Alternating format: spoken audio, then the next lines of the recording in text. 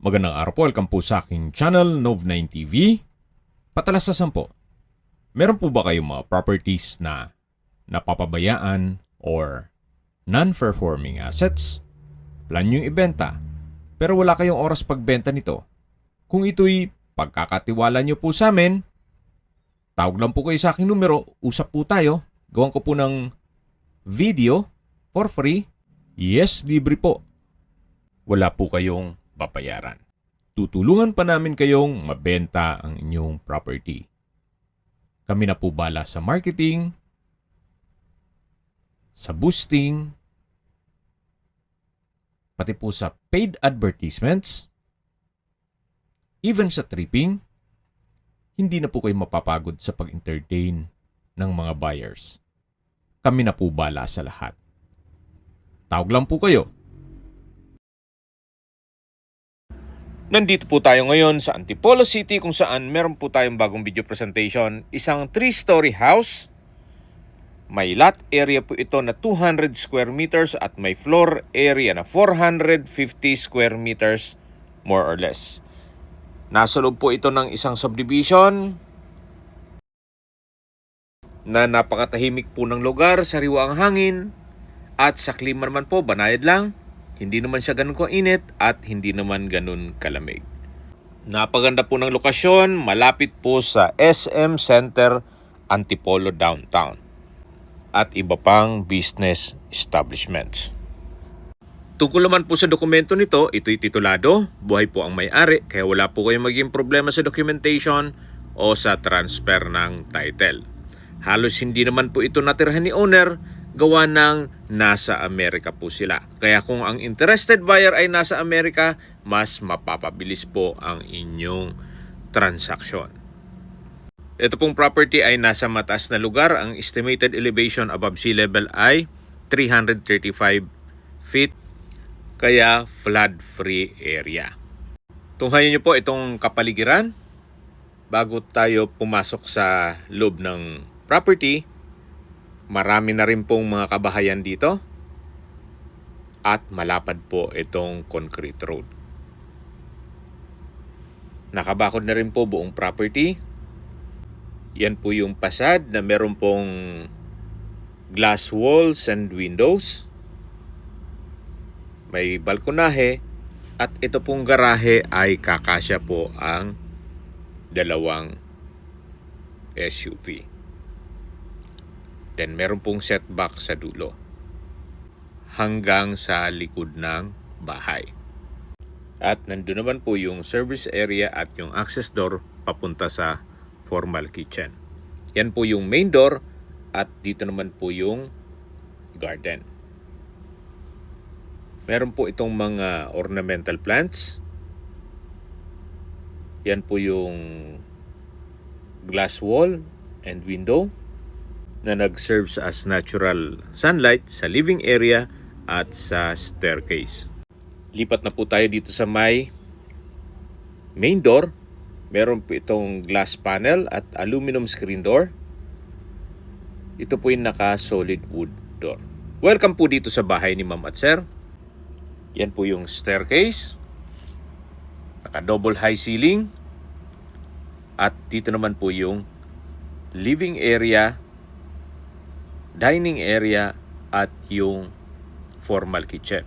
Dito po sa may dining area side ay meron pong access door na may security grill.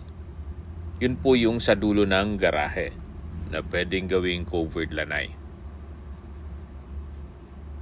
Sa mga furnishings po, hindi po kasama pati mga appliances, pero lang po nung mga built-in. So, bare lang po, as in literal na bahay lang. At dito naman po tayo sa may formal kitchen. Meron pong island. May kitchen countertop, kitchen cabinet, at storage ng kitchen utensils. Meron din pong stainless sink with faucet at kitchen window. Yan po ang formal kitchen. Naka-granite kitchen countertop. Meron din pong storage ang kitchen utensils. Ito naman po yung access door papunta sa service area. Covered na rin po dito sa likod at hanggang dun yan sa dulo. Balik po ulit tayo dito sa loob. Mula po dito sa formal kitchen, matatanaw natin ang dining area at living area. Dito po sa may dining area ay meron pong 2 kwarto na meron pong common toilet and bath. At kung meron man po kayong PWD or senior citizen sa pamilya, itong kwarto na to ang para sa kanila. Malaki naman po ang espasyo nito at meron pong glass window. Dito naman po yung common toilet and bath. Pasok po tayo. Meron pong hand wash basin, water closet, tile bathroom wall, at may exhaust fan. Dito naman po sa kabila ay yung shower room. Meron din pong bathroom window at ito'y naka-tile bathroom wall. Dito naman po ay yung pangalawang kwarto na sa ngayon po ay ginawang stock room. Pwede rin pong gawing office o di kaya'y maid's room. At paglabas naman po dito, yan po ulit yung dining area, yung living area, yung formal kitchen, yung access door papunta sa covered lanay o dun sa dulo ng garahe. At dito naman po yung foyer o silid tanggapan na meron pong glass wall and window. Double high ceiling po yan. Napakaaliwalas po. Hindi nyo na kailangang magpailaw tuwing araw. Meron na po kayong natural sunlight. Akyat po tayo. Ito pong hagdan ay naka-tiled concrete staircase at metal railing. Nandito na po tayo sa second floor. May painting po itong wall dito sa may hallway papunta sa mga kwarto. Ito naman po yung access door papunta sa balkonahe. At check po muna natin itong third bedroom. Napakalaki po ng espasyo. Naka-ceiling cove design, tile flooring,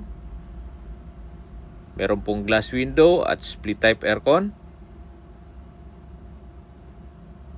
Dito naman po yung toilet and bath. May hand wash basin, bathroom cabinet, vanity mirror, shower enclosure na naka-tile bathroom wall. Meron din pong bathtub, towel holder, may hot shower set, at dito naman po yung water closet with bidet na naka-tile bathroom wall at may bathroom window. Ito po yung toilet and bath ng master bedroom o third bedroom. Tunghayan nyo po ulit, napakalaki po ng espasyo nito. Naka-ceiling cove design, then yung tile flooring ay premium tiles po. At dito naman po yung hallway, yan po yung open below. Meron pong vintage na chandelier. At dito naman po yung hallway. Check po muna natin yung mga kwarto bago tayo pumunta dun sa may balkonahe. Ito po yung fourth bedroom. Malaki din ang espasyo. May 2 glass window. Meron din po itong toilet and bath. Ito po yung water closet with bidet na naka-tile flooring at meron pong exhaust fan at bathroom window. Dito naman po yung shower at bathtub na may hot shower set. Meron din pong malaking bathroom window. Dito naman po yung hand wash basin at ito po yung 4th bedroom. Ito naman po yung 5th bedroom o pang 5 kwarto. Malaki rin ang espasyo. High ceiling, may 2 glass window, at ito'y naka-tile flooring. Meron pong maliit na attic dito. Akyat po tayo. Dito naman po ay pwede niyong paglagyan ng inyong mga kagamitan. Meron din pong sariling toilet and bath. Itong pang 5 kwarto. Yan po yung water closet with bidet na may exhaust fan at naka-tile flooring. At dito naman po yung shower. May bathroom window at naka-tile bathroom wall. Yan po yung 5th bedroom na may sariling toilet and bath at may maliit na attic. Labas po tayo para check natin yung tinutukoy ko na main attic. Yan po yung 4th bedroom, yung 3rd bedroom, at sa dulo yung balkonahe. Ito po yung hagdan. Akyat po tayo. At dito po sa attic ay malaki pa po ang espasyo. Actually, pwede pa pong gawing 2 kwarto. Kung talagang malaking pamilya kayo. So, may 5 kwarto ka na plus another 2 bedrooms. Possible pong maging 7 bedrooms. Ito po yung kabilang side ng attic. Malaki po ang espasyo niyan. At dito naman sa kabila, kung lagyan nyo ng division, ay yung kabilang kwarto. O pwedeng gawing pang 7 kwarto. At bababa na po tayo para check natin yung balkonahe. At habang pababa po tayo, maisingit ko na po ang distance, location at travel time. Nabanggit ko po sa inyo na malapit po ito sa SM Center Antipolo Downtown. Ang distance is 1.8 kilometers at ang travel time is 7 minutes. Opo, napakalapit lang po nito sa mga business establishments.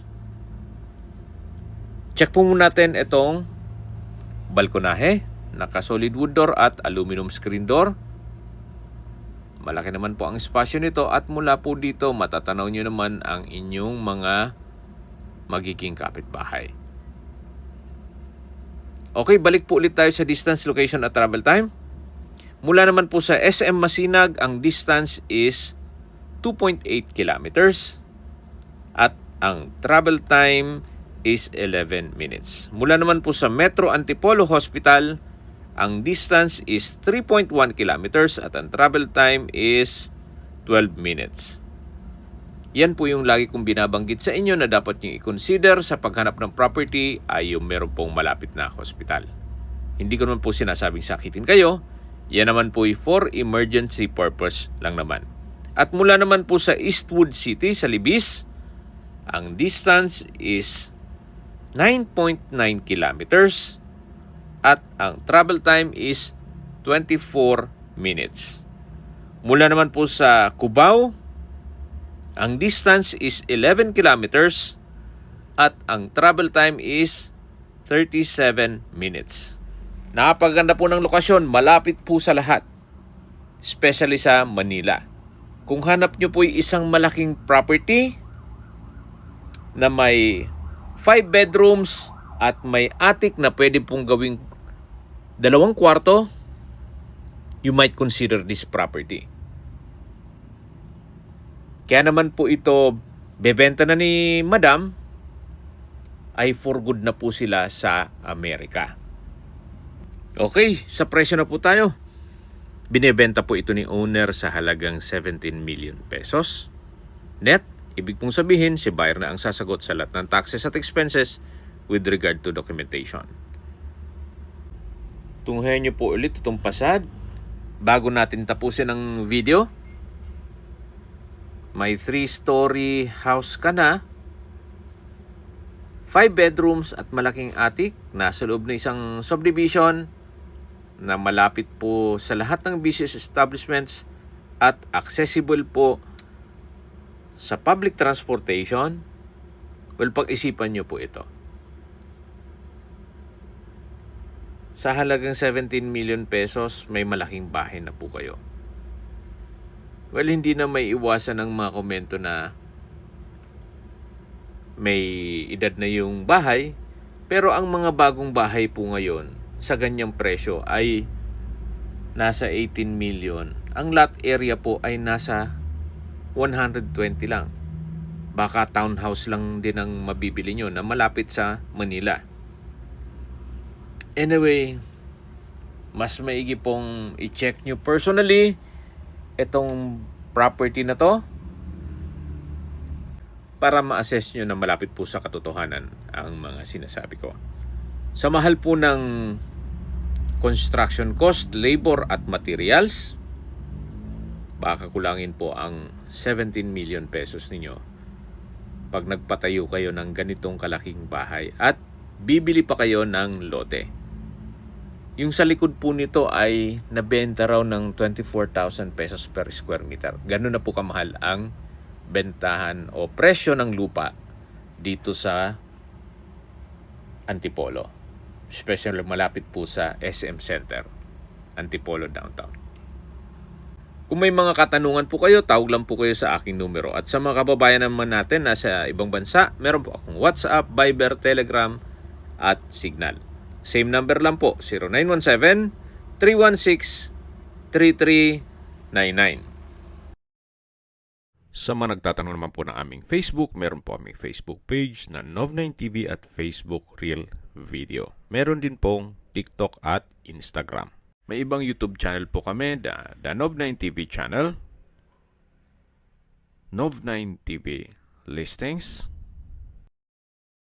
Nov9TV On The Spot, Nov9TV Updates, at Nov9TV House Rental. Sana po naibigyan nyo ang video presentation. Paki-like and subscribe na lang po sa aking channel para ma-update din po kayo sa aking future listings. Kung sakali po hanap nyo yung mas malaking sukat ng lupa, meron din po kami ibang listings na pwede nyong pagpilian. Huwag po kayong mag-atubiling tumawag sa amin. Then, let us know your budget para malaman namin kung anong property pwede naming ilog sa inyo. Sa lahat pong viewers, subscriber at nagtiwala po sa amin, salamat po sa suporta. Ingat po kayo lagi at yung pamilya. Maraming salamat po.